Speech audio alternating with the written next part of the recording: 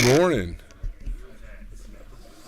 I'd like to call everyone's attention. We're going to start the Income Tax Subcommittee meeting of the Ways and Means Committee this morning. Since this is the first committee meeting that I've had this morning, I'd like to call on Representative Buckner, if you don't mind, open us in a word of prayer. Be glad to. Let us pray. Our gracious Heavenly Father, we are glad that we were able to wake up to face this day. We know that as the times get busier, as we get closer to a crossover day, that our tempers may flare and that our patience may be tested and that we may be rushed and chaotic. But we ask that you give us a calm so that we can hear your sweet voice and know exactly what you need for us to do, not just for ourselves, but for the entire state. We ask all these things in the name of Jesus. Amen. Amen. Good prayer. All right. The first on our agenda this morning is House Bill 290. The author's not here yet, and there might be a couple of technical corrections needed in our technical cleanup bill. So we're going to defer hearing House Bill 290 this morning. Next on the agenda is House Bill 144. Chairman Newton is, here we go, please. This is going to be, this is first hearing on this, so Dr. Newton, please present the measure. Good morning, members of the committee.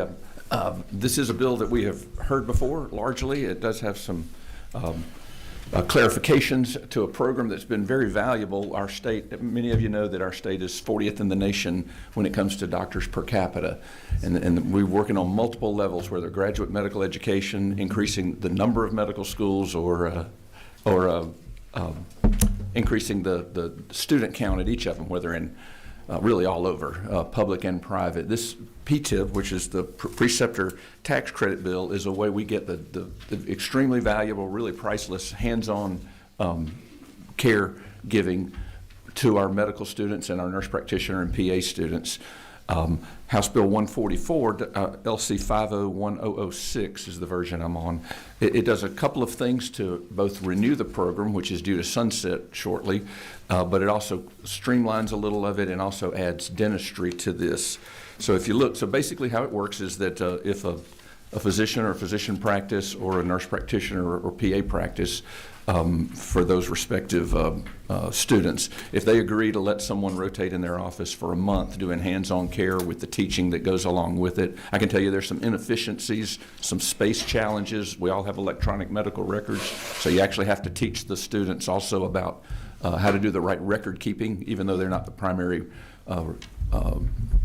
document person, but they do need to learn how to do that on the different systems that are out there. Well, if they do that for a month, then we give them a $1,000 tax credit if you're training a physician in training or medical student. If you're training a nurse practitioner or PA, House Bill 144 says it's $750.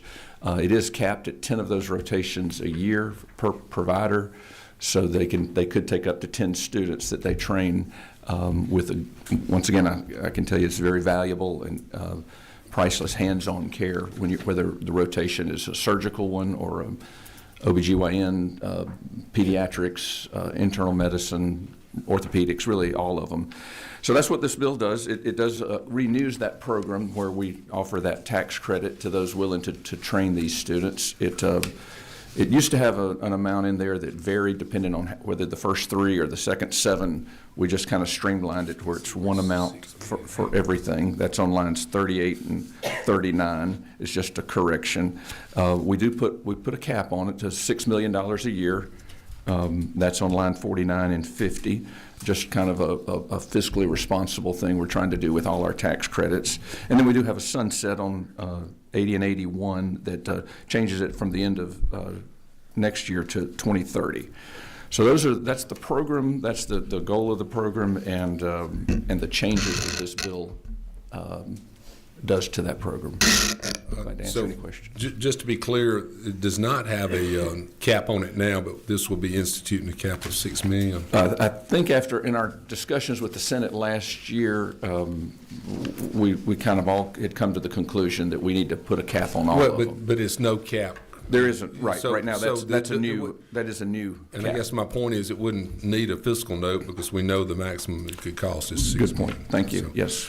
I'll call for members' questions. Calling on Representative Kelly. Thank you, Mr. Chairman. Chairman Newton, thank you for bringing this measure before us. Do you know when we first implemented this measure? If you don't mind, could I defer to one of your committee members? Sure. Representative Buckner was instrumental on it. When did? 2019, okay.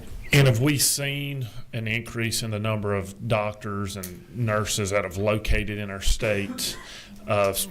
Like, can we compare to say, hey, it's working, like outside of just anecdotally? Do we have any statistics that show that? I don't know that how we handle basically payment for hands-on care really determined. These are people who finish medical school and they do their residencies all over. Many of them come back to Georgia.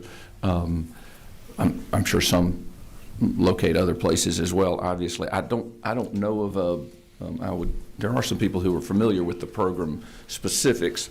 It's mainly to give us the opportunity to actually do proper training according to the American Association of Medical Colleges and other certifying bodies. We couldn't keep expanding our medical school classes, whether in Augusta, Athens, the new one in Savannah, Mercer at their 3 campuses in Savannah, Macon, and Columbus, Emory, Morehouse. Really, it's a vital program for all of those, and it's open to all of those. So anyone who precepts any of those students.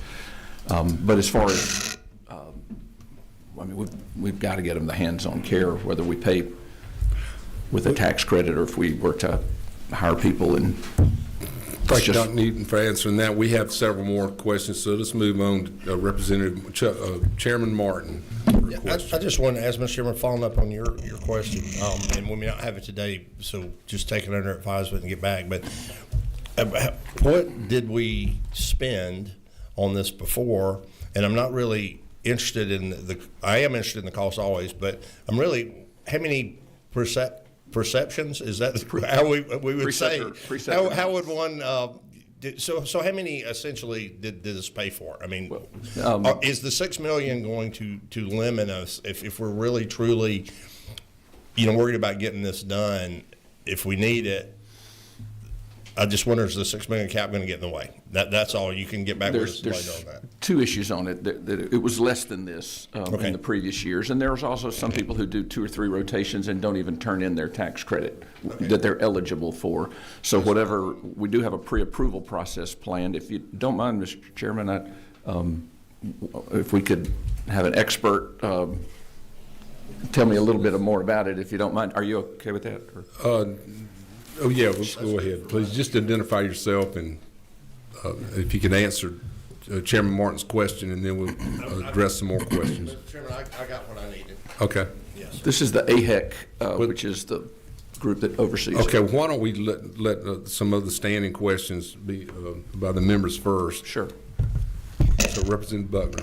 I was going to try to help clear up some of the things that Ms. Cornegie knows better than I, but the main point is that this program, what we know is that when you graduate from a medical school in Georgia, if you do your preceptorship and your residencies and those kinds of things out of state, you stay out of state. This is an attempt to use local doctors to train new student doctors so they'll stay in Georgia. And it has helped us keep some of our graduate medical students in Georgia in places that we needed them the most, in rural areas. Thank you, Representative. Is that not true? So, Representative Camp, did you have a question? Okay. All right, so any further questions from members of the committee? Hearing none, if you'd like to turn it over to you. I would just like to answer some of your questions a little bit. For the audience. Denise Cornegay, and I'm the Associate Dean for the AHAC and Professor at the Medical College of Georgia, Augusta University. And we administer the AHAC program out of our office.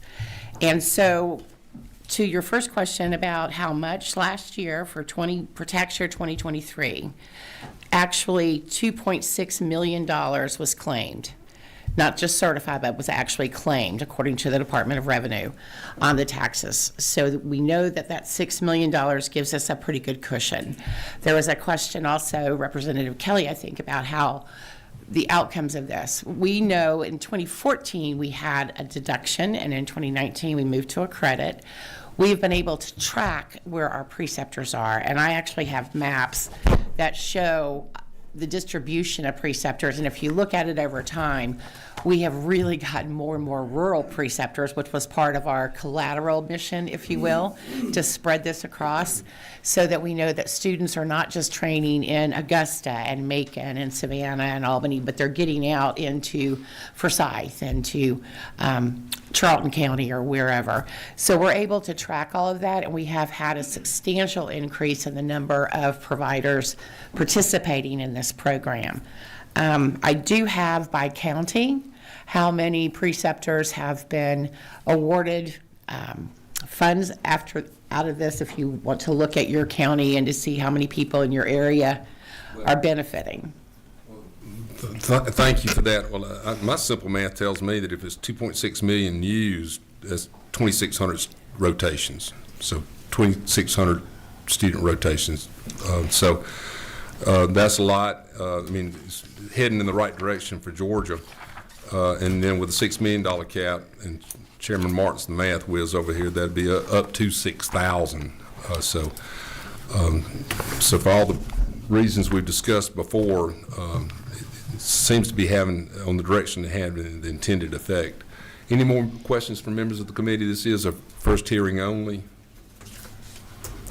Well, hearing none, thank you, Dr. Newton. I appreciate the testimony, and we'll look forward to the second hearing.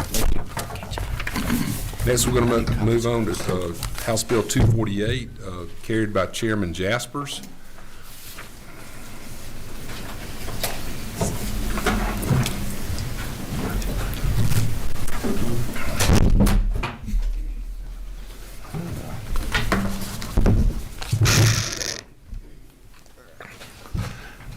Thank you, Mr. Chairman, members.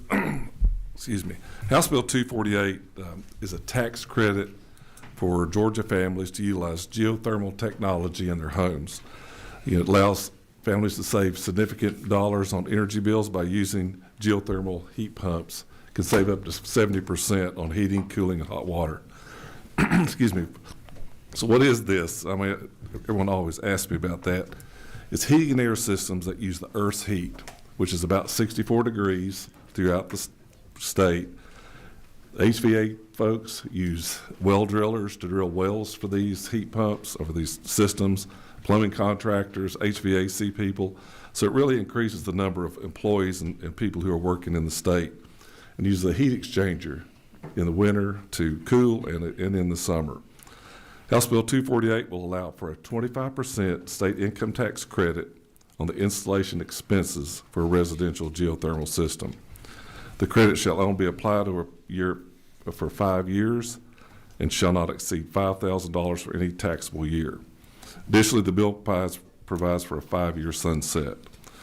This bill will help just lower energy costs for the consumers, and this is important. It also will help lower the peak demands that are troubling us right now with all of our discussions about energy use within the state.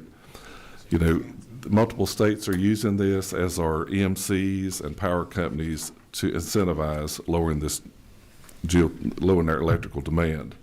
So I believe it's time for Georgia to do the same, and look forward to working with you on this bill, Mr. Chairman. I did skip along with me. I have Tucker Green, who represents HVAC, well drillers, and plumbers. Thank you, Chairman Jaspers, and welcome, Mr. Green. You're a familiar face around the Capitol, and we appreciate your expert testimony on this and numerous other issues. Do we have any questions for the author from the members of the committee? None? This is the first hearing for this bill. Quick question. Is there a cap on this? No, sir. Go ahead. There's just the annual cap at $5,000 per taxable year. We would be open to an overall cap if that was the will of the committee. Well, thank you. All right. Anyone else from the public need to testify on this bill? We have some more questions. Okay. If there's no other questions from members of the committee, I appreciate the testimony of Chairman Jaspers, and we'll look forward to having the second and follow-up hearing. Thank you. Thank you, Chairman. Thank you. Next, we have before us today for consideration House Bill 376, carried by Representative Hilton. Chairman Hilton. Okay. Yes, please present the measure. Thank you, Mr. Chairman. Honored to bring you and the committee House Bill 376, reading from LC 590091. At the risk of sounding cliche, I bring to you a simple bill that changes 3 numbers in code. This is a bill that actually passed this committee in the House last year, 162-5, and it seeks to grow the cap on an already pretty successful program, the historical tax credit, from $30 million to $60 million. The rationale behind the change is we currently have a program that's oversubscribed. Right now, if you approach and ask for a credit, you're pushed out to 2028. The program right now expires or sunsets in 2029, and so we're seeking to grow the cap from $30 million to $60 million, as well as increase the caps on the individual projects from $5 to $7.5 million, and then those that create more than 200 jobs from $10 million to $15 million. With that, I will yield for questions. This is the first hearing, but we have questions from members of the committee.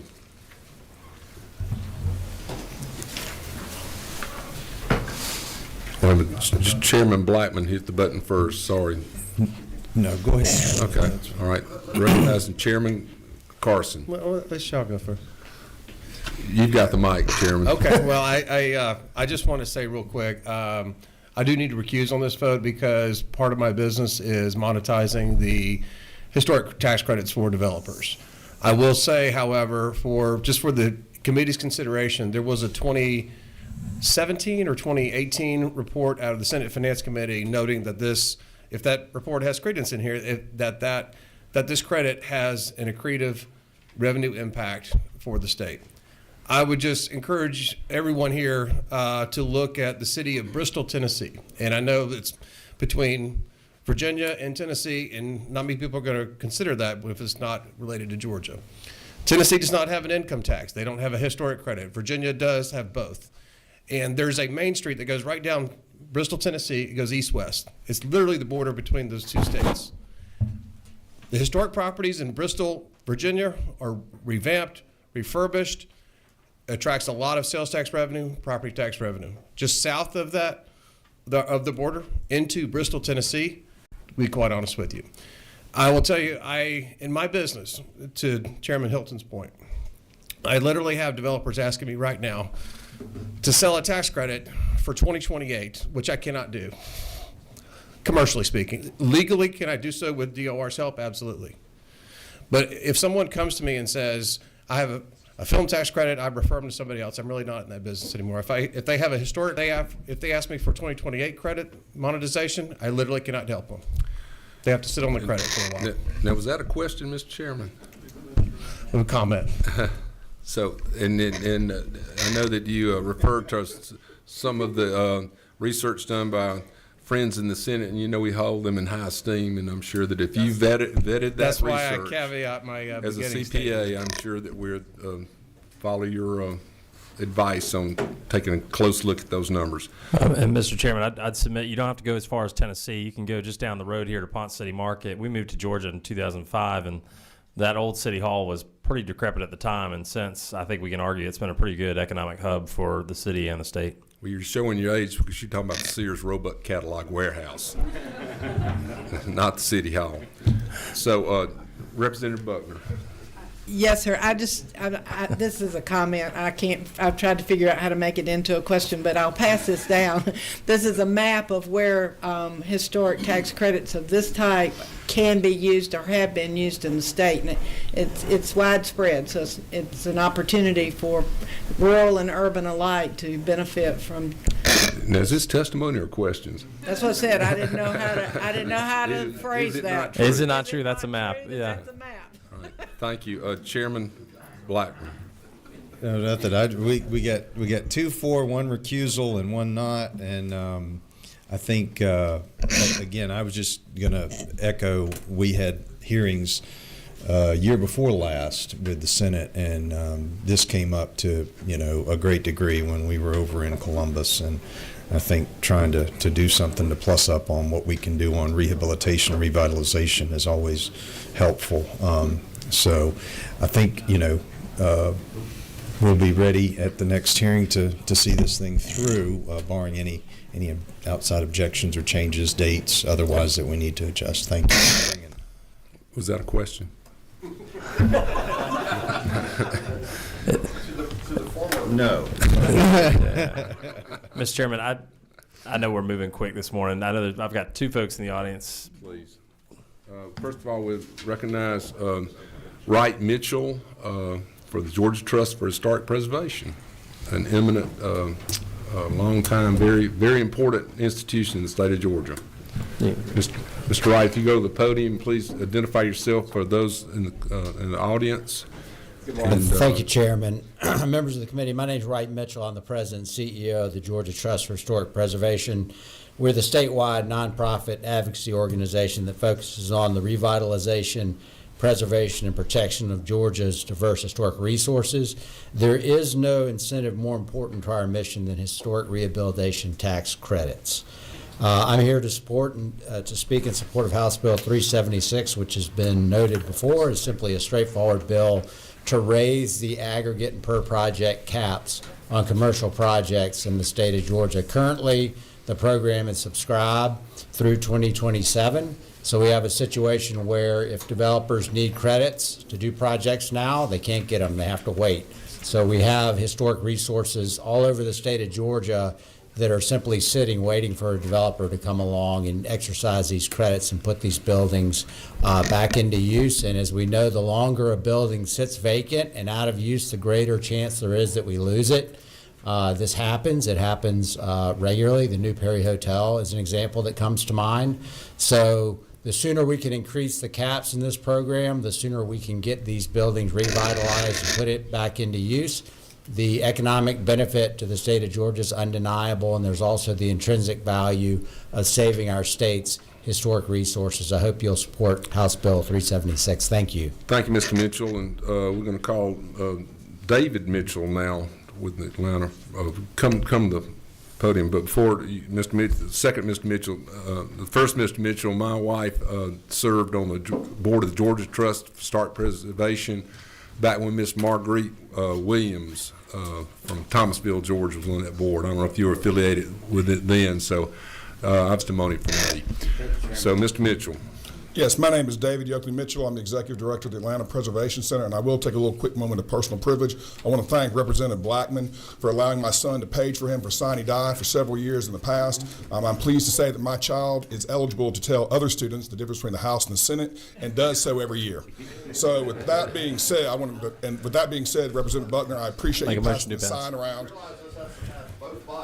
I do realize that, and I'm very grateful for the opportunity. I'm very grateful, and I'd be remiss if I didn't say Senator Walker will have my son page for him in crossover day. So I've been very fortunate to have both the Senate and the House. I also paged underneath Ed Hine in the House, so I was part of the Fabulous Five. So I'm being cognizant of time. Representative Buckner, if you had cut your piece into the shape of Georgia, you could have shown better to everyone how this benefits the entire state. And as someone who sees the value not only in 376 but in the whole state, opening this cap from $30 to $60 million is hugely beneficial. For those that have been to South Georgia and seen the effects of Atlanta, there are a lot of historic properties that are going to need deep support, deep help. This state has the opportunity to support its state in ways that it's not seen before. Raising it to 60 from 30 is just simply good work and good service to the state, citizens of the state of Georgia. Thank you. Thank you, Mr. Mitchell. Any further questions from members of the committee? Hearing none, this was a first hearing only. Thanks so much. Thank you, Mr. Chairman. Excellent testimony. All right. I think that's all the matters to come before the Income Tax Subcommittee of Ways and Means. So the Income Tax Subcommittee is adjourned, and what's meeting next? Ad valorem will be next. Thank you.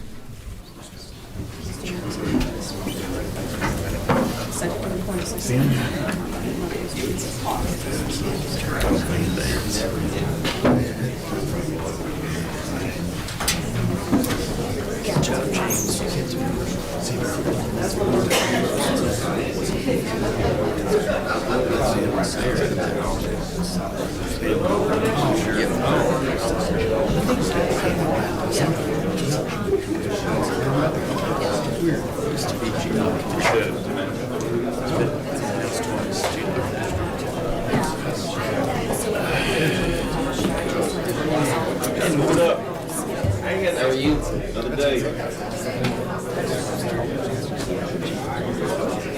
See that email? And check my email later. Send the word version over to you. Okay. Awesome. Let's get up. That'd be helpful. Paul asked for that, so maybe that'll be helpful.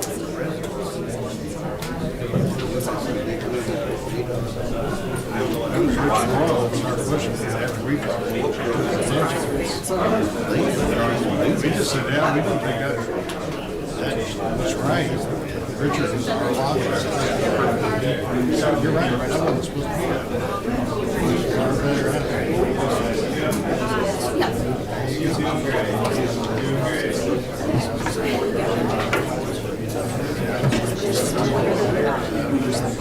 that was a long time ago.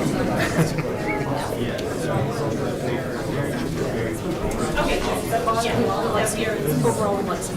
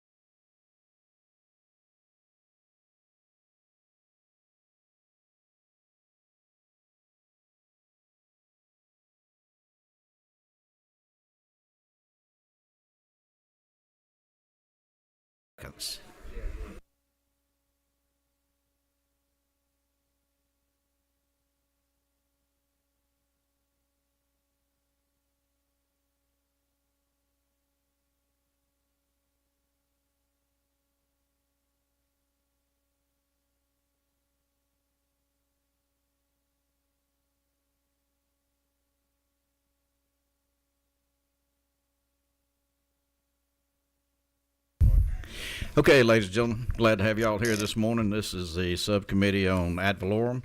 I will give a shout out. Got some great friends from home down in Harris County, Columbus, Georgia. In the back there, they're here for Realtor Day. And hey, thank y'all for dropping by. This is great. And if I need your vote, I'll just kind of do this, you know. But thank you. Waverly Hall. Yeah, I said Harris County. Hey.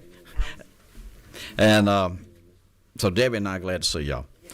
Okay, we're going to start out this morning with HB 52. Representative Rice is Representative. There she is. All right. Yeah, come on up, Representative Rice. This is the first hearing. This is the second hearing on Representative Rice's bill. So y'all pay attention. If you have any questions, let me know. All right, Representative Rice, floor is yours. Thank you, Mr. Chairman. I appreciate it. So this is House Bill 52, LC number 500982. What this does is clarifying language on an existing bill to provide homestead exemption for unremarried spouses and minor children of our veterans. And so there was apparently some confusion in some counties on that exemption if the family moves from another county within the state. And this just codifies, and there is a provision in Section 3 that will also put it on the ballot. And so it just makes sure that we have that benefit that continues for those spouses. Very good. Thank you, Madam Representative Rice. Any questions from members of the committee? Any comment? If not, I'll entertain a motion. Is there a second? Second, okay. Any discussion? All in favor say aye. All opposed, same sign. Thank you very much. Yes, ma'am. Thank you. Okay, ladies and gentlemen, we'll go to House Bill 169. Representative Cannon, this is the second hearing on your bill. Well, this is, kind of the second hearing, 1.5 hearings maybe, huh? Okay, Representative, all yours. Thank you, Mr. Chairman. I have a substitute LC 443059S. You should have a copy of your folder. We talked about this our last meeting, and Chairman Williamson asked about some other exemptions, such as cell towers and farm weddings. And yes, I agree those are exemptions, and those exemptions should be limited to maintain the integrity of the statute. Some of those exemptions are very limited in size. I think cell phone towers are 6 acres. But solar tends to be much larger in scope, sometimes hundreds and even thousands of acres. I'm sensitive to the fact that many landowners affected by Hurricane Helene may be looking to solar as a way to replace some of the revenue that they lost to the hurricane. And these landowners should have that option open to them. And even if this bill passes, solar can still and should be a viable option for those landowners who are considering it. The substitute bill removes any ambiguity for the solar exemption for those landowners who have a recorded deed option contract or a lease contract option for solar on their property, as long as that deed is recorded with their county by July 1st, 2025. So we worked with GFA, GFB, Department of Revenue, and ACCG to make it more clear that these options would allow the land to continue having the solar exemption for the term of the contract or lease option up until July 1st, 2035. So if you are a landowner and you didn't have a contracted solar option on the books, this statute would apply to you on the effective date of July 1st, 2025. If you are a landowner and your current CUVA contract runs out on June 1st, so in other words, 30 days prior to July 1st of 2025, and you had a recorded option on the books, this would essentially bridge you over to a new CUVA contract and allow you to maintain the exemption until the option, either the option contract expires or July 1, 2035, whichever comes first.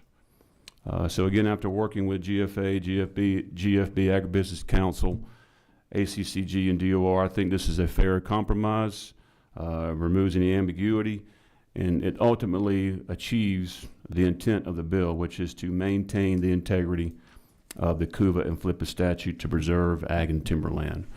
And that was kind of the intent of the bill. I've got another bill after this, first hearing only. You'll hear me talk about the use of the land. That's the most important thing I'm talking about here. And I think this adds some fairness back to the CUVA statute.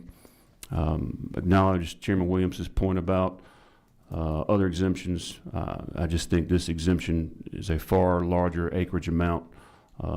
Again, sometimes hundreds and even thousands of acres.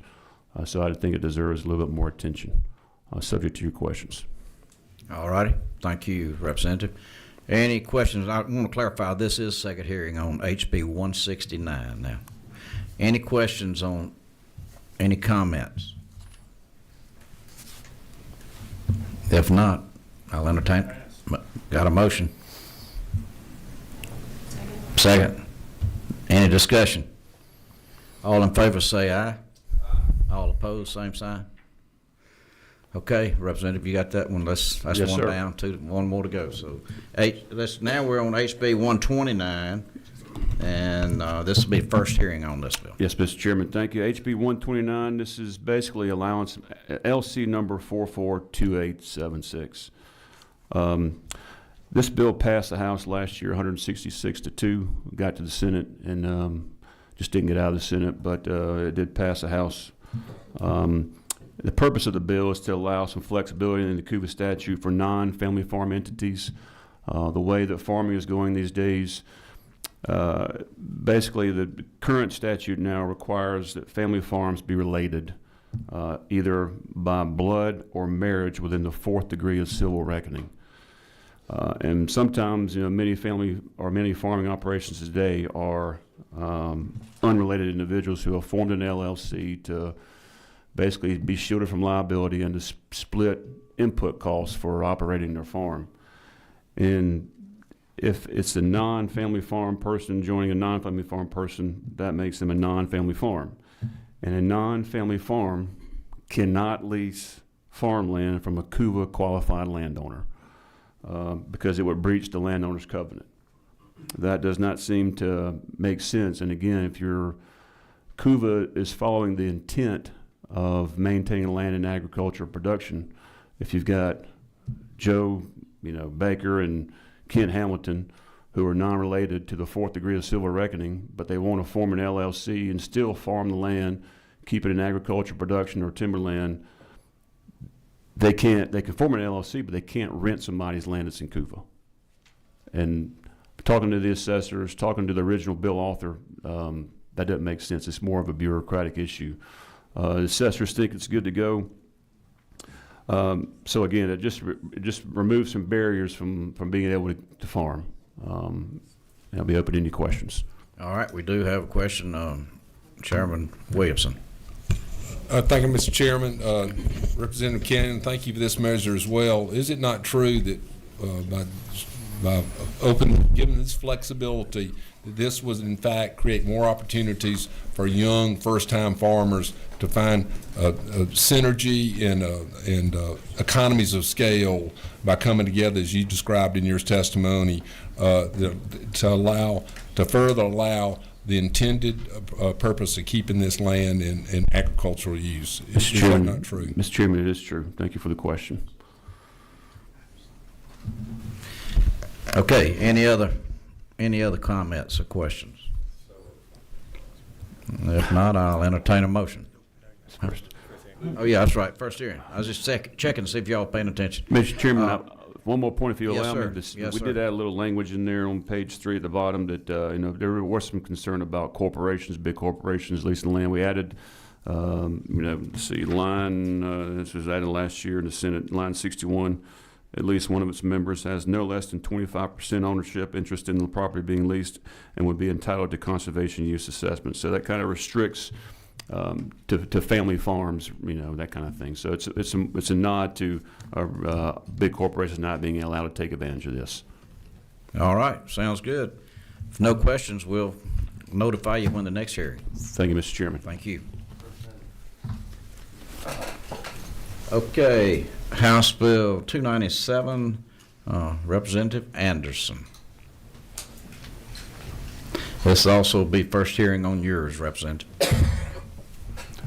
All right. Thank you, Mr. Chairman. Members of the committee, I'm here this morning to present House Bill 297. This is a bill that we actually presented last year and went through this committee. But what this does, this is a result of House Bill 121 from 2 years ago, where we allowed owners of multi-purpose off-highway vehicles, or commonly referred to as side-by-sides, to be able to voluntarily register the vehicle and get a license plate to drive it on county roads. What we found out in working with the Department of Revenue through the implementation of that bill is that these vehicles are subject to sales and use tax, unless properly exempted for certain purposes, yet they still may meet the requirements for ad valorem tax. If they're for personal use or agricultural use, they are exempt from ad valorem tax. But if they're for businesses, they are, again, subject to sales and use tax, but they are not exempted from an annual ad valorem tax. All this bill does is creates a new category for this type of vehicle and exempts it from ad valorem tax. All right. Representative Anderson, anybody any questions, any comments on this first hearing? Yeah, we got one. Representative, Mr. Chairman. Chairman Anderson, so we're carving out these vehicles that they wouldn't pay ad valorem tax, but if somebody had a forklift, they would. That is correct, yes, sir. So how do we draw the distinction for somebody that's using these things to? I mean, you could I mean, they're not that big, but you could pull stuff around the shop with one of these things, not pay ad valorem tax on it, but if you got a little yard trailer that wouldn't drive on the road, you would pay ad valorem tax. I mean, why are we carving these out when they're being used in the same manner that another piece of equipment would be used and pay ad valorem tax? And that's a good Because question. They might be driven on the road. Yes, sir. Yes, sir. And thank you for that question. That's a good question. And it's something that we did discuss. There have been several circumstances like that were suggested that possibly get added into this consideration. And I would say this bill is narrowly tailored simply because it resulted from our conversations with the Department of Revenue and the implementation of 121 to this particular category of vehicles, which we defined with 121. Your question is a very good question and should be considered, and I would definitely support additional legislation or whatever to cover those vehicles. I think, isn't it true, you're going one way, I was going the other. Yeah. I mean, why should they be exempt from ad valorem tax as opposed to making all of them, all of that equipment? I mean, it's personal property, but that's my question. Well, that's why we have two hearings, Mr. Chairman. I've got what I need to think about. Thank you, Mr. Chairman. Appreciate that. Chairman Newton. Thank you, Mr. Chairman. Representative Anderson, isn't it true that the way it now stands, if we don't make this clarification, they're kind of double taxed? They're unlike regular vehicles, which you pay your TAVT, and these are being taxed as sales tax at the time of service, right? And then they're also being taxed annually through ad valorem.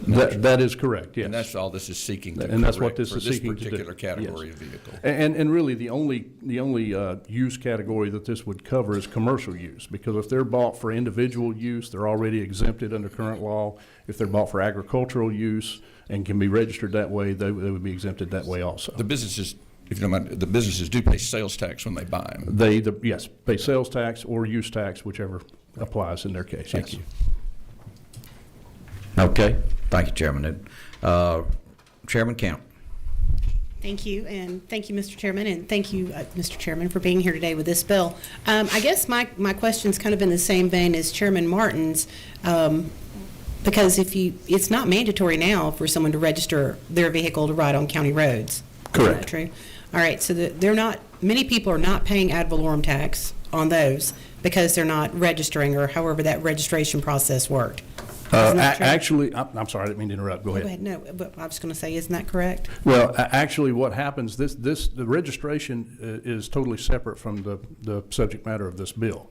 If these vehicles fit the cost category that require a business to list them on their property tax returns, then registration is irrelevant. It still has to be listed on the return, and they do have to pay ad valorem tax for them. But not for not for farms or for other use. Those are already exempted. This really would not apply to those circumstances. All right, so this is only going to be businesses, because I see a lot of these vehicles being used for county and city work primarily, doing various things. But we're going business, so we believe a lot of businesses are using these at their businesses. That is, there is some of that. I don't really have a number on that, but there is a good bit of that. Do we have any idea how many vehicles this would be impacting? I do not. All right, thank you. Thank you, ma'am. Chairman Williamson. Thank you, Mr. Chairman.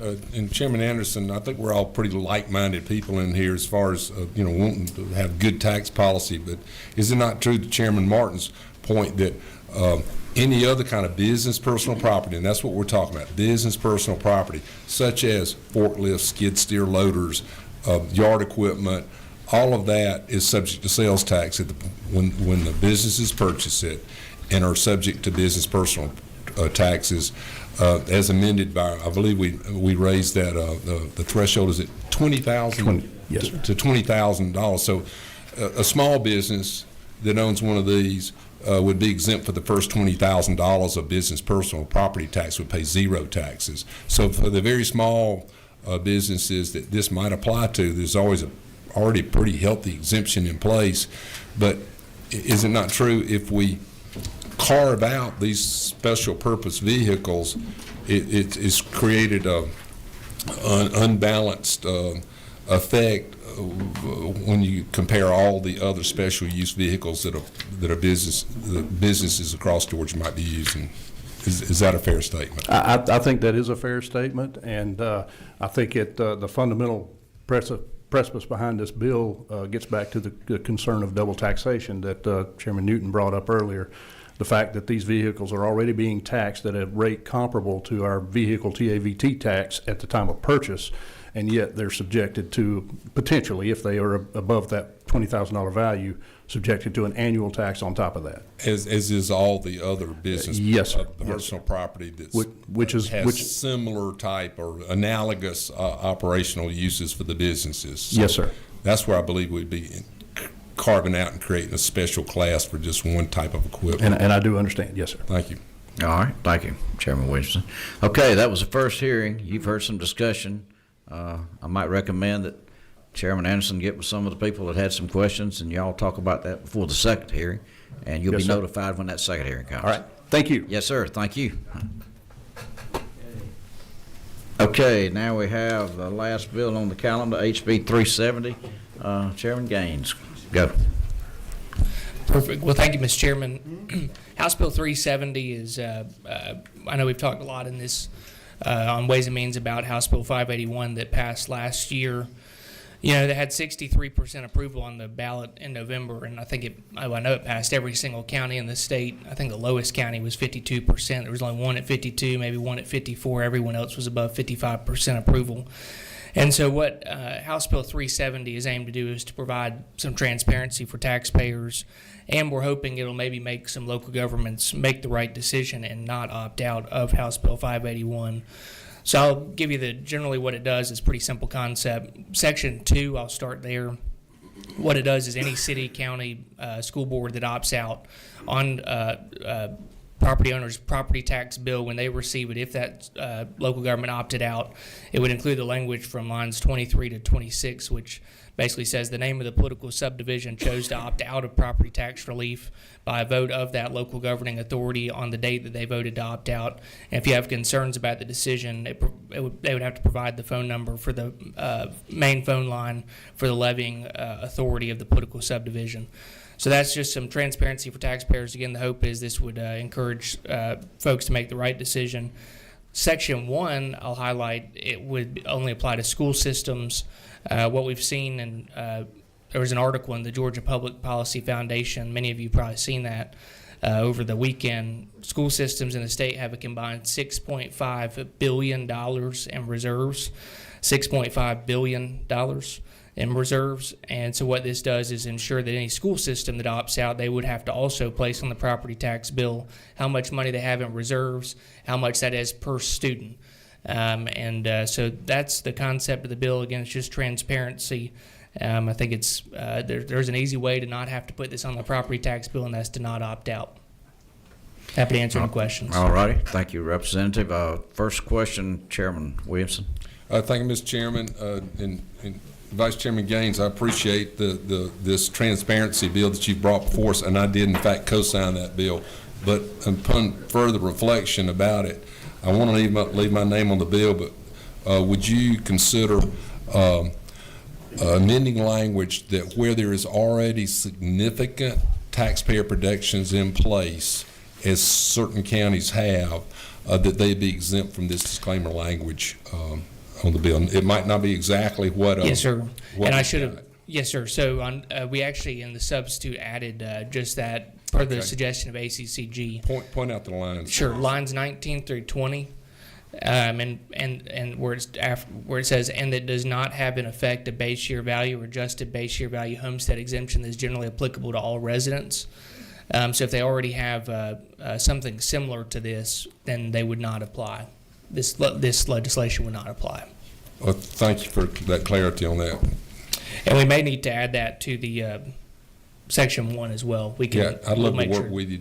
We'll make sure that's in Section 1 Section 1 too. It's too. transparent, but we're not throwing out the baby with the bathwater. Yeah, totally agree. All righty, thank you. That's good. Working together. Now we've got Representative Chairman Kelly. Thank you, Mr. Chairman. Representative Gaines, thank you for bringing this legislation. I think it is important that we continue to highlight which communities are not taxpayer friendly and which ones are across our state. So I appreciate you doing that. I'm thinking about a former chairman here, Brett Harrell, who at different times offered legislation that would require local governments or school boards to disclose on property tax bills or water bills the amount of money they spend on lobbyists every year. And if we're in the guise of transparency, I would love for us to maybe consider those that opt out, that they show the taxpayers too how much they're funding their own lobbyists with their tax dollars. So that would be something I'd like to maybe talk to you about a meeting Sure, on here be happy too. to. I think that's a great idea. Thank you. All right. Thank you, Chairman Kelly. Chairman Martin. Mr. Chairman, I'm going to try to phrase this in a question too. Isn't it true that in Fulton County in 2018, we worked with our school board and we implemented a floating homestead exemption, similar to what is called for in 581, and to our county school board's benefit,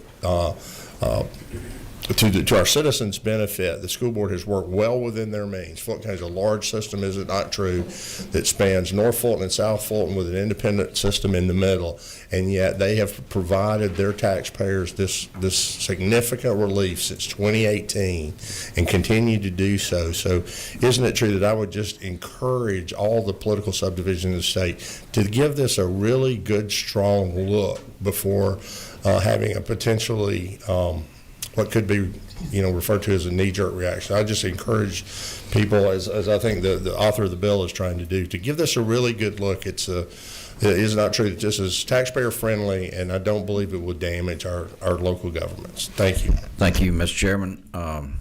Chairman Gaines. Well, to Chairman Martin's point, I think two different things. One is House Bill 92. Obviously, if that passes, that gives local governments a chance to try this out for a period of time. The other thing to that point that I'll mention is that because one of the things we heard is this going to be on your property tax bill forever? This would be on your property tax bill for the next 4 years because general term of a school board member or local elected official is 4 years. But again, House Bill 92, if it passes, would give local governments 5 years to try this out. And we believe that they're going to like it. The taxpayers are going to like it. And again, this we keep hearing this is going to cost them all this revenue. This, in reality, it may slow the growth in revenue, but this is not going to be some massive hit to local school systems or local governments. And in fact, all it would do is probably just slow the growth in revenue. Okay, Mr. Chairman, and that revenue, that 6.5 billion you mentioned, that's actually taxpayer money right there. So kind of looking after taxpayers' money. Okay, this was first hearing. A lot of good discussion on this, and I know Chairman Gaines is open to anybody coming up and talking to him about this before the next meeting, and you'll be notified when the second hearing comes up. Is there any other business for the Valorem Subcommittee? Hearing none, meeting adjourned. Thank you.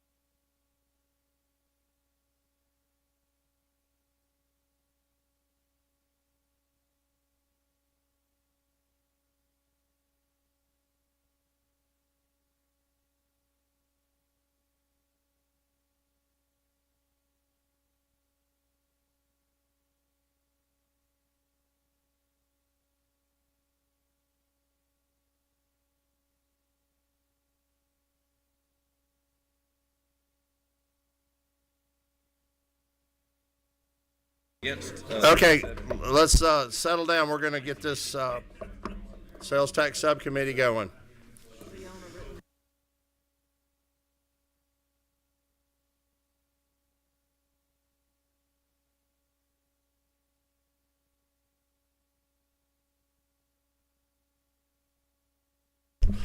I'll call this meeting of the Sales Tax Subcommittee to order. We have 3 items on the agenda, 2 for second hearing, 1 for the first. The second hearing is on HB 134, HB 153, and then we'll hear for the first time HB 229. Thank you, everyone, for attendance. We had a sign-up sheet. If you think you missed it, just wave your hand and we'll try to get back to you. We're going to do first HB 134. Chairman Camp, you want to tell us about this? We have a substitute for that, LC 50114S. Is that what you have? Okay, you have. Thank you, Chairman Martin. All right, so this bill has changed a little bit since last you saw it. We were made aware, thank you, Chairman, for pointing this out. We were made aware that there was already a statute in code involving manufactured homes when they're converted to real property. This bill, we took that code section and that bit of code, and we made some modifications where current law is that when you turn a manufactured home into real property, you get 50% of your state income or 50% of your sales tax back. And it's a process of filing a form with the Department of Revenue once you file the appropriate forms with the clerk of courts in the appropriate county. We're changing this a smidge because the intent was to make the taxation more have more parity with stick-built homes. That was the full intent of this. So we're not overtaxing one person who decided to buy a manufactured home versus a stick-built home. And so this will make a change where they will be exempted 50% of the total tax on the property. So that will be state and local tax. And I am open to any questions the committee may have. Thank you. Are there any questions? Any questions on this? Do we have anybody that wants to speak to this? Any speakers? We are in the process. What's the pleasure of the subcommittee? LC 50114S. 3 1s and a 4S. Second. I have a motion and a second to sign and move forward to rules with a due pass recommendation. Is there discussion? Discussion on the motion? Hearing no discussion, all those in favor say aye. I'm sorry, I'm skipping Chairman Blackman. Yeah, and I can do that this morning as the former chairman of the subcommittee. No, we're moving this forward. We're moving this forward. The motion would move this forward to full committee. And I will ask again, are we, all those in favor say aye? Aye. Any opposed, no? It moves forward to full committee. Thank you. I appreciate that all the members that were in sync with us and trying to move that thing on to rules that voted aye on the first motion. As do I. Thank you, Chairman Camp. If you just want to be seated, stay seated there and tell us about House Bill 153, LC 501014. Thank you again, Mr. Chairman, for this opportunity. This is the second hearing on, as you said, LC 501014. It is a bill that extends the sunset on the concrete trucks. As we know, when you stop moving concrete, it becomes a solid, and you really can't build a lot of things with it. So in the original, when the manufacturing exemptions came out, DOR pointed out that the trucks were excluded. That's why this exists. And so being proactive, we would like to extend the sunset from June 30th, 2026 to 2031. Are there any questions, Chairman Camp, over this? House Bill 153, this is the original bill, LC 501014. Do we have anybody signed up to speak? Given that I'm feeling my oats this morning, I'm going to ask for a motion to bypass full committee and rules and go straight to the governor's desk. So, no, just a moment. I'm sorry. I do have a speaker. Ms. Engel, do you wish you and Mr. Green wish to talk to us about this? We'd love to have you. I think you have a winner, but we want to. I know you are a good advocate for the group, so we want to give you some minutes. Yes, ma'am. Emily Engel and Tucker Green, Georgia Ready Mixed Concrete Association. We would like to thank and support Representative Green for carrying this legislation. Open to any questions. Camp. Representative Camp. Hey, y'all got a relationship there that we're unaware of, but we're having a lot of fun over here this morning. I appreciate it. Thank you, Ms. Engel, for doing that, and thank you for your advocacy on behalf of these folks. They do good work, and this is part of the manufacturing process. There'd be no further speakers. I'm not going to go back to the lady for rebuttal because I think we have a good proposition here. If there are no further questions, what's the pleasure of the subcommittee? I have a move and a second that this do pass to full committee LC 501014. All those in favor, is there discussion? All those in favor say aye. Any opposed, no. Moves on to full committee. Thank you. We now go to House Bill 229. This is House Bill 229. Representative Yasmin Neal, you're going to come down to the table for us. We're going to turn on your microphone. Tell us about your proposition, HB 229 LC 501005. This is the first hearing. Yes, ma'am.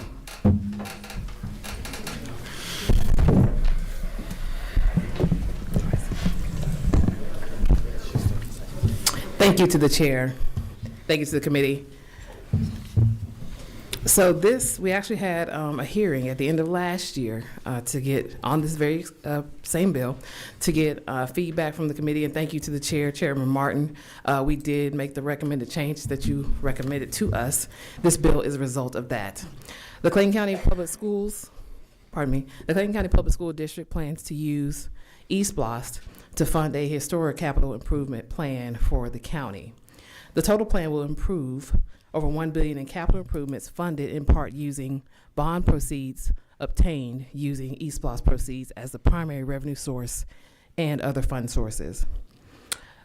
A significant cost for a program of this size relates to Clayton County local general sales tax, which amounts to over 4% in Clayton County.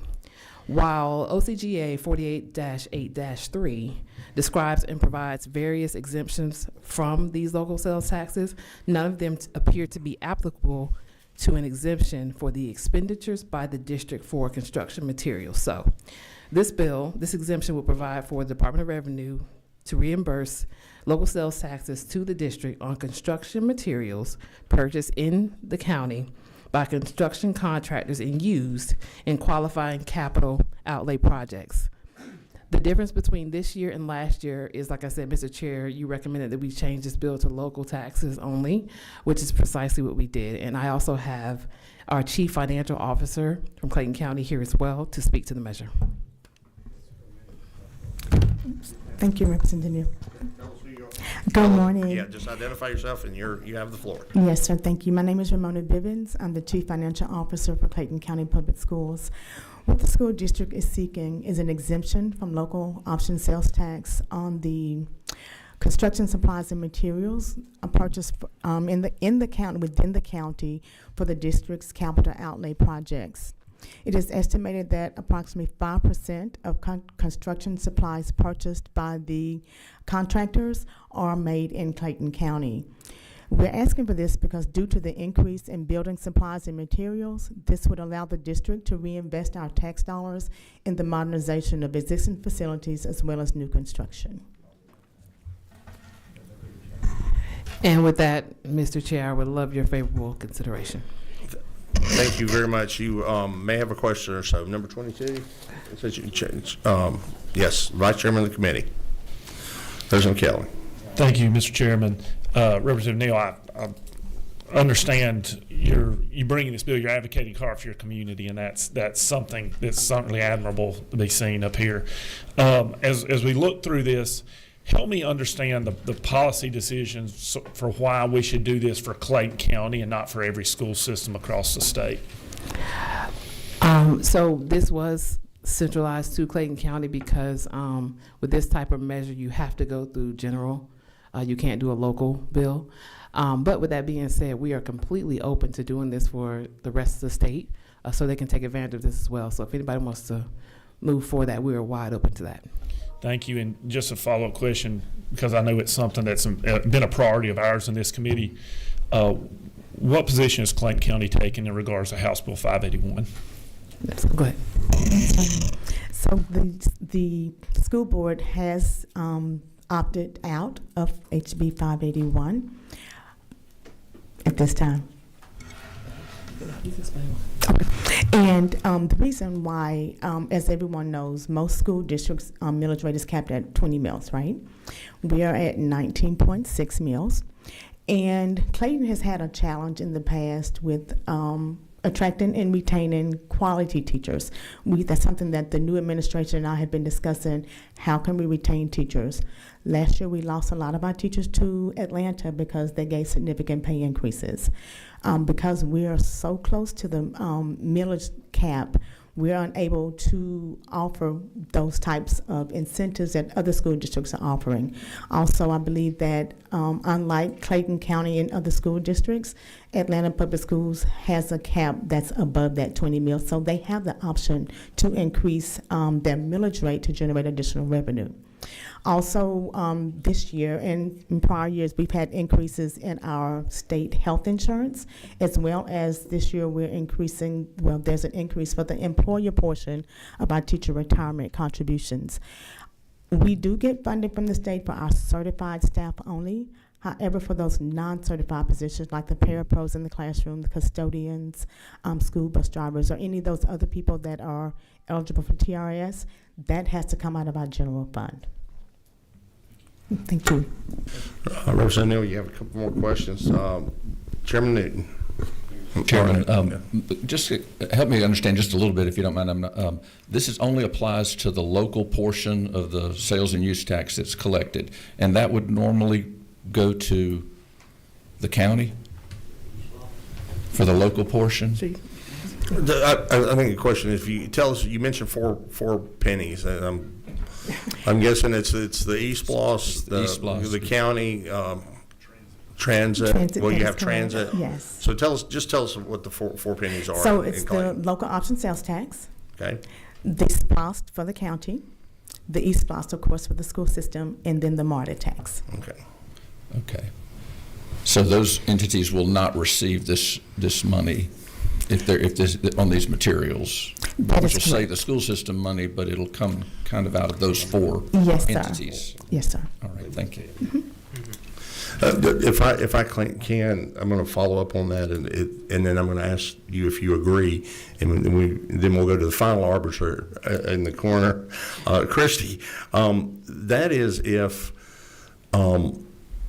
the Clayton County would not get that revenue if the materials are bought in Clayton County. If the materials are bought in Fulton County wouldn't get that revenue, or DeKalb County wouldn't. This is giving the school system the benefit wherever the materials are purchased. So they don't necessarily, now they may purchase their materials, and am I correct on that?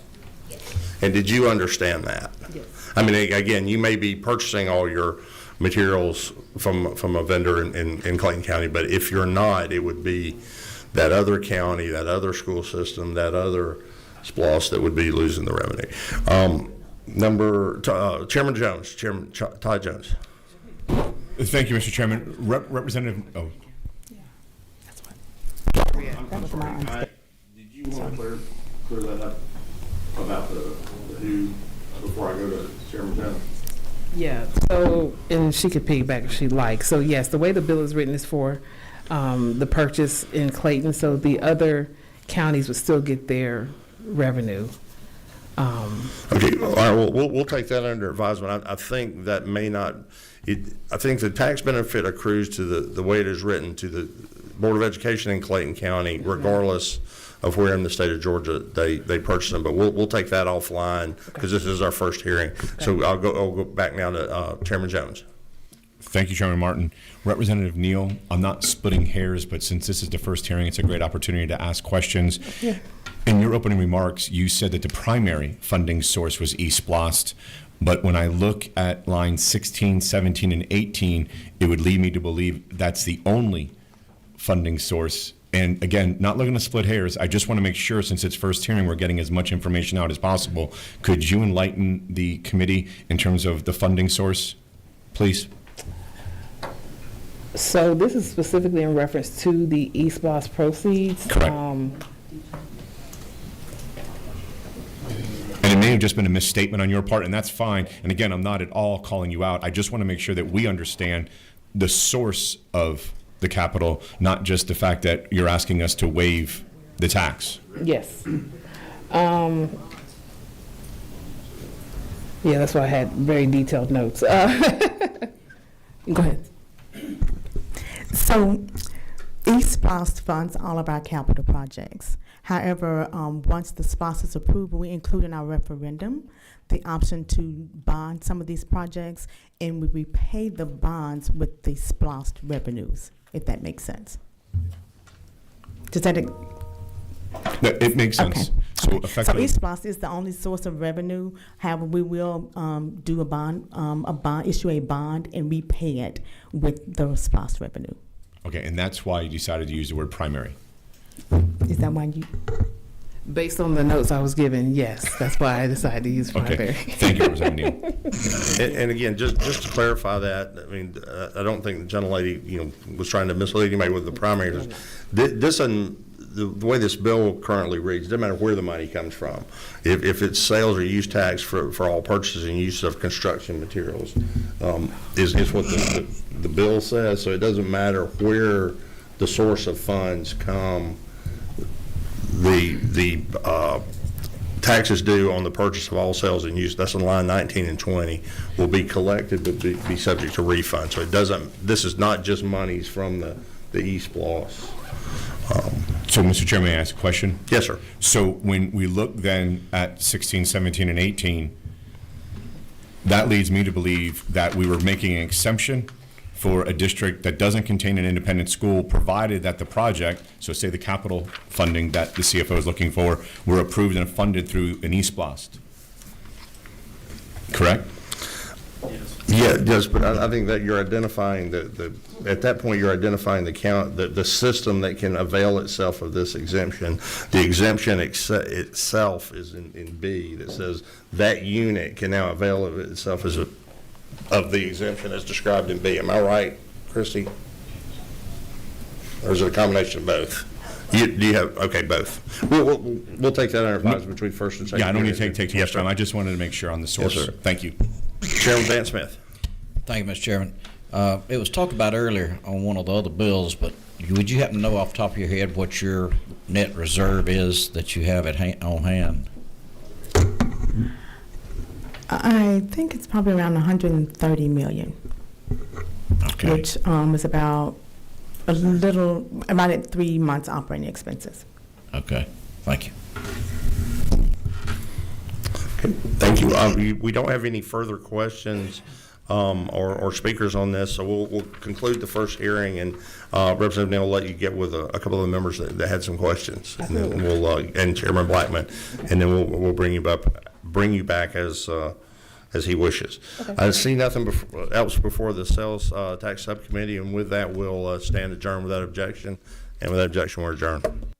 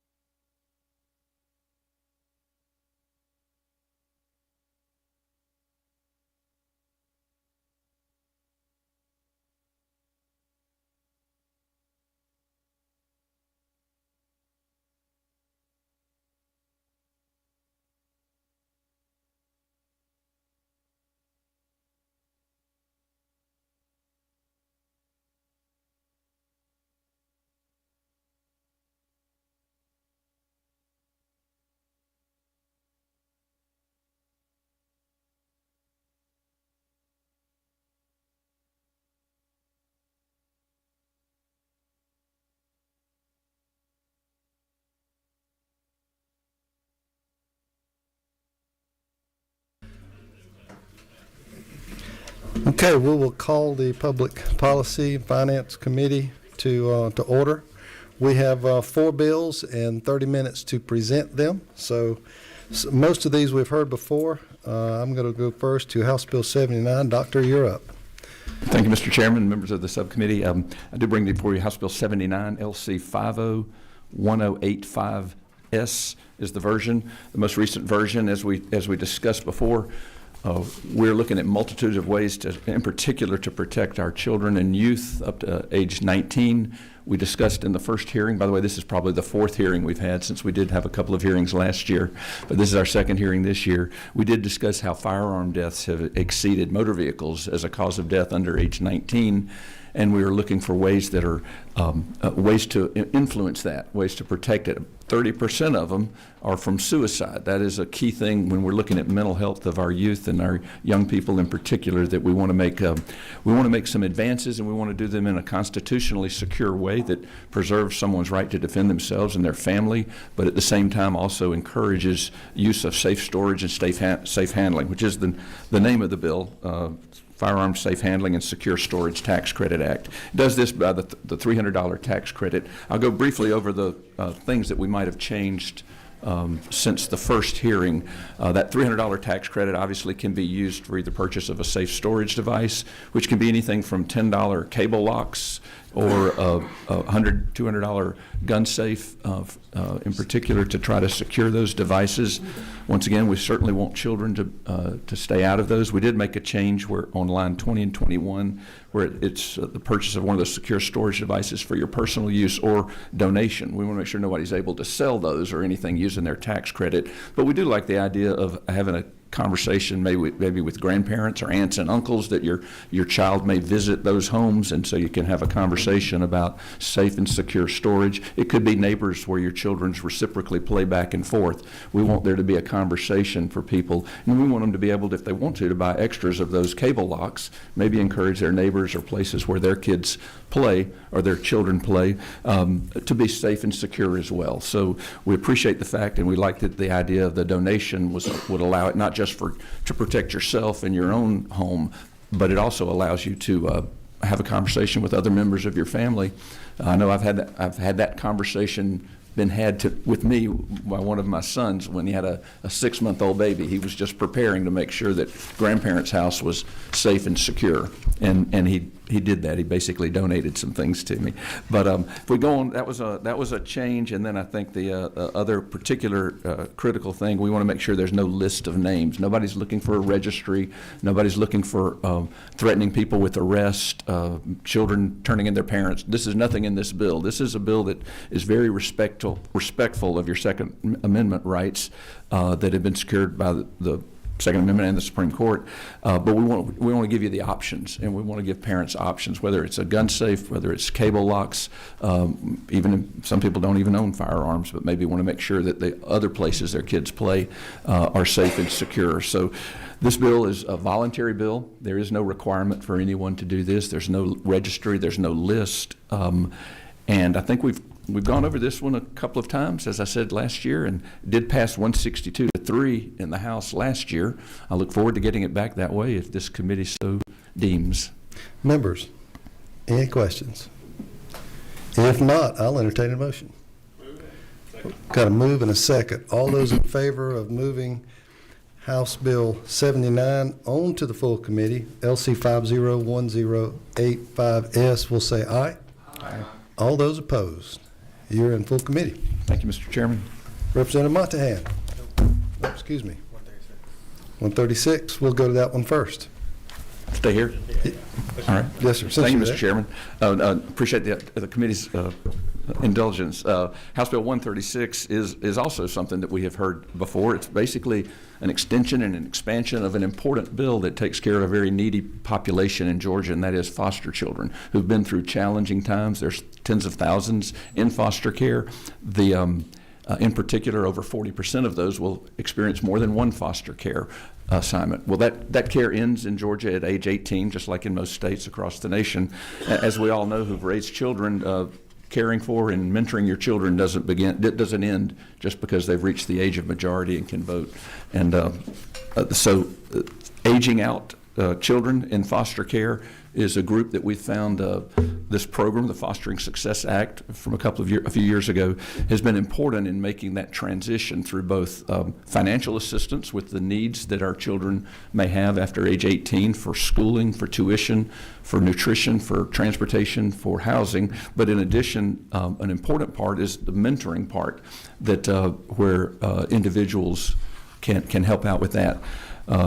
House Bill 136 addresses that. We did have a couple of corrections from the last one, and I'll go over those. On line 24, there was a clerical error on line 24. It used to say 6 through 25 that we had some questions about. It's really 16 through 25. That's in particular because it recognizes that those teenagers are at that transition stage to adulthood, and they need the mentorship and the financial assistance that this bill helps provide. If we go on, there are some other corrections on qualified expenditures.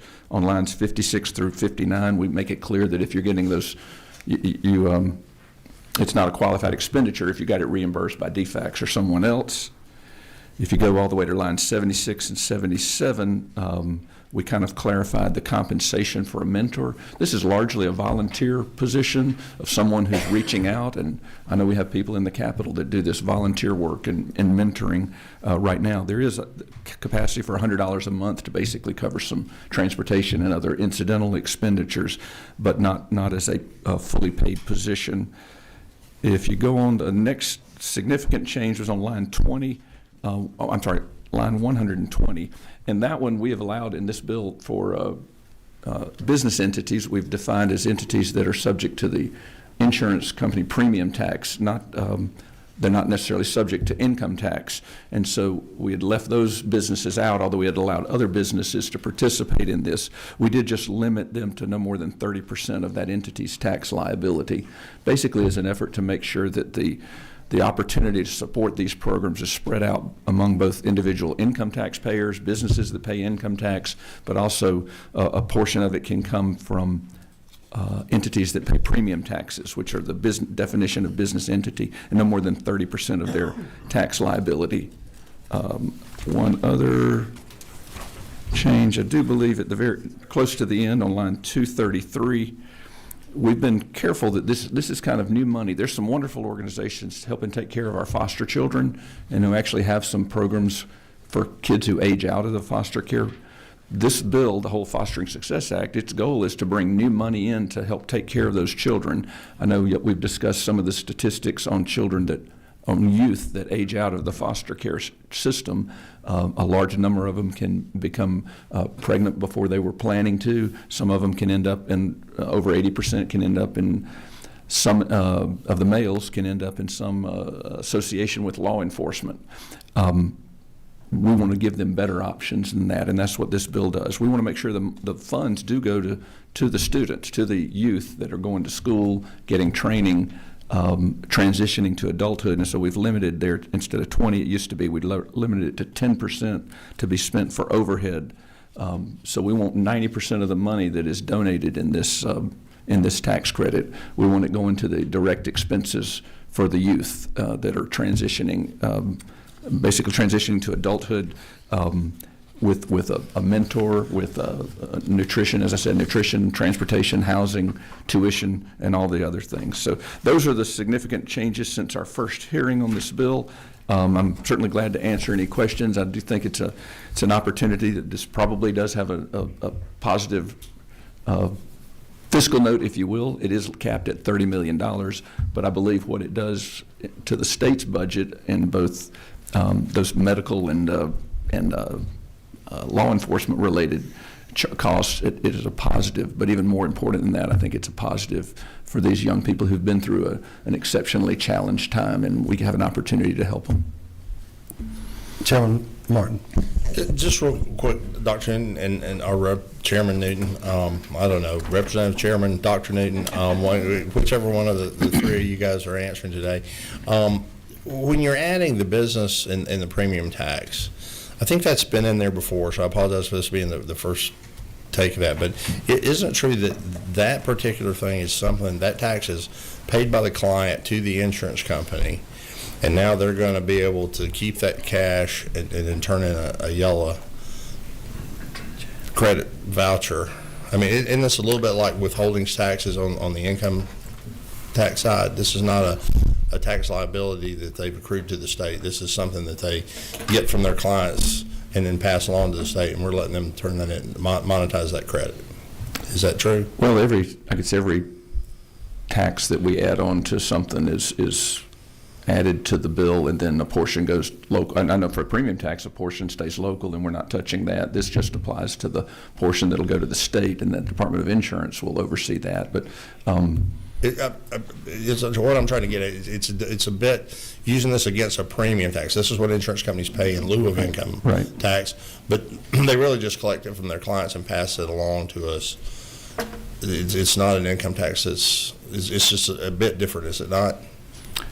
Well, it is a tax that they have to incorporate into their bid or their premiums, and so they take a portion of those premiums and they have to pay it in premium tax. I guess in the same way, if they paid income tax, they'd take a portion of the premiums on income and would have to pay that in income tax. So it's similar. Okay, I'll do the right. I'll chat with the gentleman offline. Representative Cannon. Thank you, Mr. Chairman. I just want to clarify. You mentioned it, but the insurance premium tax is just for the state, not for locals, correct? Correct. Okay, so gotcha. Just the state portion. Any other members? We have two speakers. I realize this is a second hearing, but if you'll indulge and make it very short. Let's see. Evans? Yes, sir. My name is Allison Evans, and I'm the CEO and president of the Methodist Home for Children and Youth, and we've been serving the children of this state for over 153 years. So this is our work, this is our mission and our ministry. I'm also here on behalf of Together Georgia, which is a statewide network of all child-caring, child-serving institutions. Many of you are familiar with the term helicopter parents, right? You know, they're the parents that swoop in and fix things and solve problems, help you get out of a jam. And I know some of us have been benefits of that even into our 20s and 30s and 40s or 50s from our parents. But that's not the typical experience for foster kids.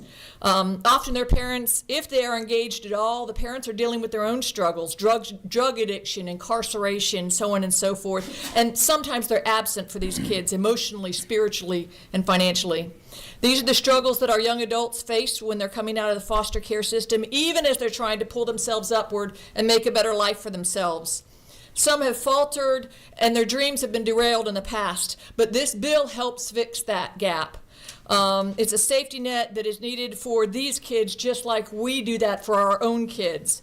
An example of that would be Carly, and I've changed her name. She's currently a junior at Georgia Southern. We're so proud of her. She spent several years living at the Methodist home. She's now gone on. But, you know, she's a busy junior in college life, and she missed that email that said, you got to sign up for your dorm again next year. And so she called us, and we were able to use these tax funds to make sure she had an apartment and a place to live. She's now in her senior year of college, and she's interning with DFACS. So the excitement about what we're doing for these kids as we're lifting them up and getting them back on track is so important. So does this bill work? Yes, it certainly does. Does it make a difference? Absolutely.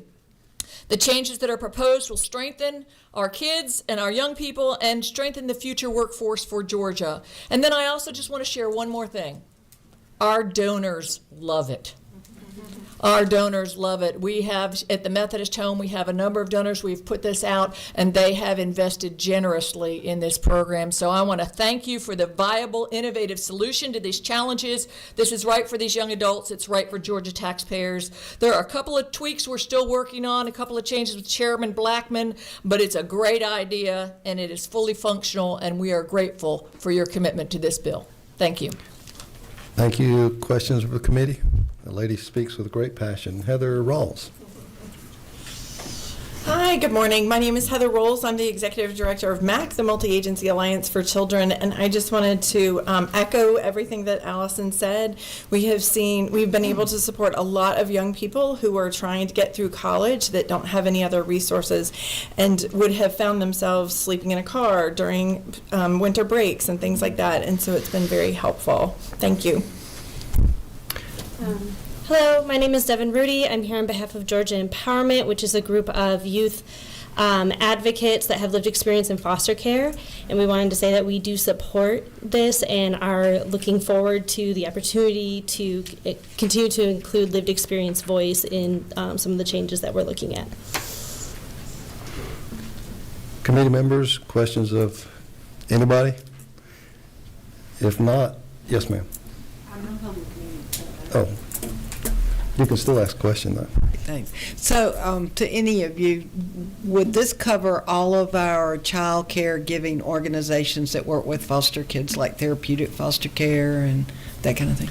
It covers the CPAs, which are the child placing organizations in foster care. Right now, it does not cover CCI's child care institutions, but that is something that I believe Chairman Blackman is looking to work with us on. Okay, good, thank you. That'd be a great add. What is the pleasure of the committee? We've got a move to pass, and we have a second. Any discussion? All those in favor of the bill will say aye. All those opposed. Moves on to the full committee. Thank you, Mr. Chairman. Now, Representative Montana, you can present shortly. Let's see, that is going to be House Bill 141. Second hearing, by the way. Okay.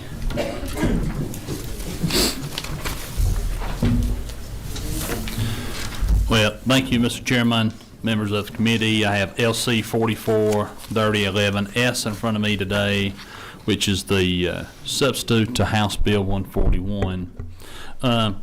House Bill 141 is a bill that seeks to protect the financial privacy of businesses while ensuring local governments continue to receive the revenue they need to function effectively. Currently, when businesses report their gross receipts for the purpose of calculating local business occupation taxes, they're often required to submit detailed financial records, including tax returns, profit and loss statements, and other proprietary financial documents to local jurisdictions. This practice raises several concerns for small business owners and entrepreneurs across the state. Many business owners are understandably reluctant to disclose sensitive financial data to government entities, particularly when the information includes proprietary vendor relationships, competitive pricing details, payroll data, and other confidential financial records. Some businesses may have unique supplier arrangements, including out-of-state and international vendors, or may operate in industries where confidentiality is critical to maintaining a competitive edge. Additionally, in some jurisdictions, members of the local governing body, such as a city council or commission, may have business interests in the same industry of which they regulate. This creates a potential for conflicts of interest, where competitors could gain access to privileged financial data through government channels. Moreover, many local governments do not have the necessary cybersecurity infrastructure to guarantee the protection of sensitive financial documents, exposing businesses to the risk of data breaches, hacking, and other forms of cyber crimes. House Bill 141 provides a simple, secure, and accountable alternative by allowing businesses to submit an affidavit from a certified public accountant certifying their gross receipts rather than submitting these extensive financial documents. Mr. Chairman, that's a pretty good overview. If you'd like more details on how the bill operates, I can. I understand this is the second committee hearing, so if we can leave it there, I can give you some more details. I know many folks have to make it rules. Members, questions of the presenter? I know we got to get through rules. So this is for the business occupation tax at the local level, correct? That's correct. And one of the ways you pay that is on gross receipts. That's correct. And a gross receipts is a number. Gross receipts is a number, correct. Right. I mean, just it's one number, though. I mean, of course it's a number, but it's one number. Yes. Okay. What I'm trying to get is, I wasn't aware that we required tax returns in the first place to do gross receipts. And tax returns don't typically have supplier information in it. It has. So I'm just trying to figure. I mean, they Sure. know you're strided into, if you're $1 million business, you're between $999,000 and $1.1 million. So I guess you don't have to disclose what you're paying. I mean, that's not public information, but you don't have to disclose your profits. I'm trying to figure out how this hides, keeps gross receipts from anybody. Well, thank you, Mr. Chairman. Well, first of all, I will say we're not hiding the number of gross receipts by any way, shape, or form. We are still providing that. We're giving a affidavit to the fact. Right, and I didn't mean. I'm just going to say I didn't take it. I can take it offline even between now and the full committee. I'm not sure exactly what we're doing. I'll get with the gentleman between now and full committee. It should we move forward? Thank you, Mr. Chairman. Thank you, Representative Martin, for bringing this bill, which I support. But to Chairman Martin's point, it does appear to be just limited to affidavits for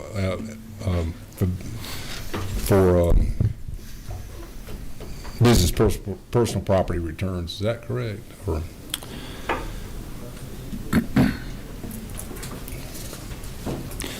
I'm sorry. So that is I believe, an error in the writing of the bill. It should say in lieu of tax returns or other financial information to local governments.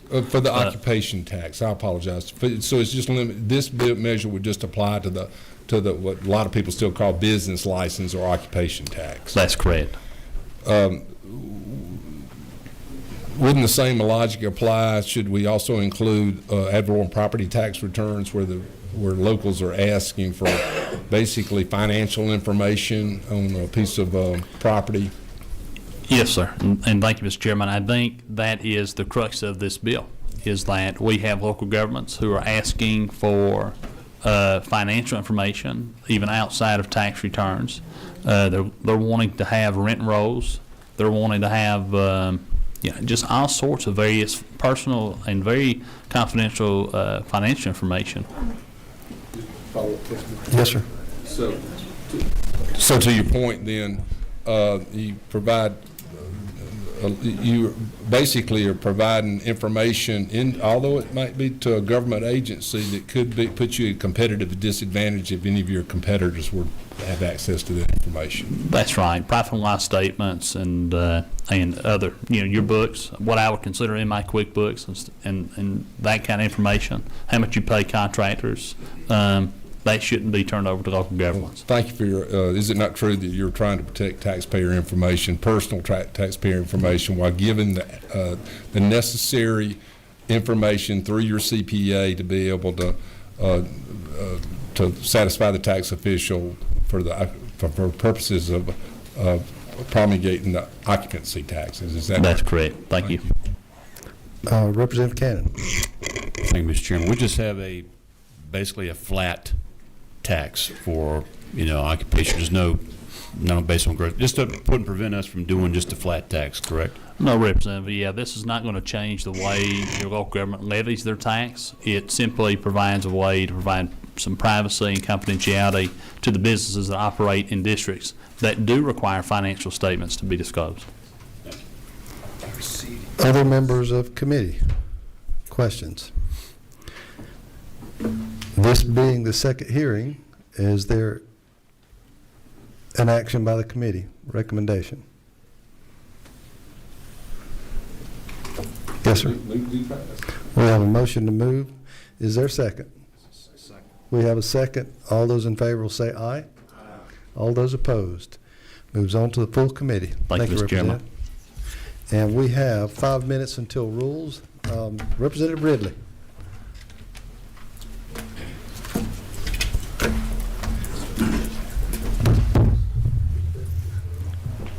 Thank you, Mr. Chairman, and I'll keep it quick.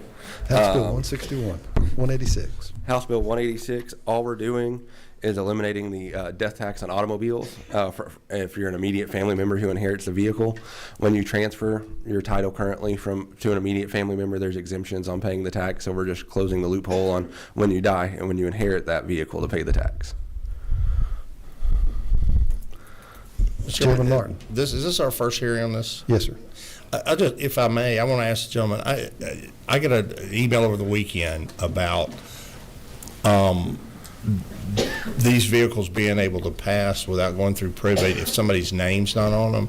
I don't know if that's a place that could be entered into is not true, but this seems to be that if you have an LLC in a business, if you put your spouse's name on the vehicle, it calls into question the taxability of it with the IRS, right?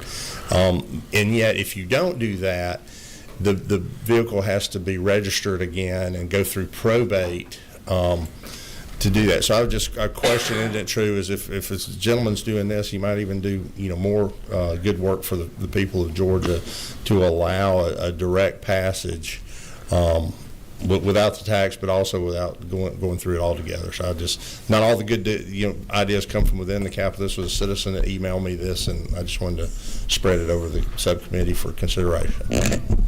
Point taken. Other members? Boy, this is the shortest hearing I think I've ever had. Then if there are no other questions, we shall, the committee's adjourned, and we'll move on to. Thank you, sir.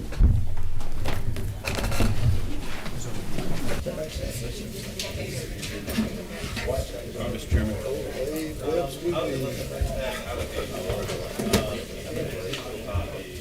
Real estate license. What's the best way to do it? Really? I did my real estate salesperson's my Georgia MLA.